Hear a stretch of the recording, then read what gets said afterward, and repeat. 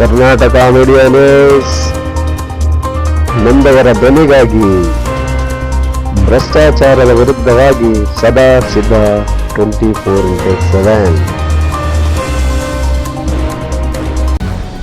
ಹಿರಿಯೂರು ನಗರಸಭಾ ಕಾಂಗ್ರೆಸ್ ಆಡಳಿತದಲ್ಲಿ ಇಂದು ಕೋಲಾಹಲ ಉಂಟಾಗಿದೆ.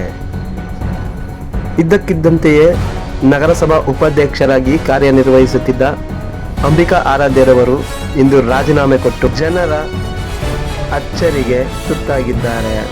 ಯಾರನ್ನು ನಂಬಬೇಕು, ಯಾರನ್ನು ನಂಬಬಾರದು, ಯಾರನ್ನ ಅವಲಂಬಿಸಿ ಪಕ್ಷಕ್ಕೆ ಹೋಗಬಾರದು, ಹೋದರೂ ಕೂಡ ಅಲ್ಲಿ ಏನಾದೀತು ಏನು ಬಿಟ್ಟಿತು ಎಂಬುದಕ್ಕೆ ತಕ್ಕ ಉತ್ತರ ಈ ರಾಜೀನಾಮೆ ಕೊಟ್ಟಂಥ ಸಂಗತಿ ಕಣ್ಣೆದುರು ಬಂದು ಹೋಗುತ್ತಿದೆ.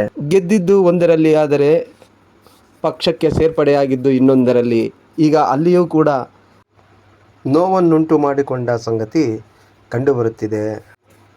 ನಗರಸಭಾ ಕಾರ್ಯಾಲಯವು ರಾಜೀನಾಮೆಯನ್ನು 10 ದಿನದ ಒಳಗಾಗಿ ಅವಕಾಶ ಕೊಟ್ಟು ಹಿಂಪಡೆದುಕೊಳ್ಳಬಹುದೆಂಬ ನಿರ್ದೇಶನವನ್ನು ನೀಡಿದೆ. ಹಿರಿಯೂರು ರಾಜಕಾರಣದಲ್ಲಿ ಮುಂದೇನಾಗುತ್ತೆ ಕಾದು ನೋಡೋಣ ಬನ್ನಿ.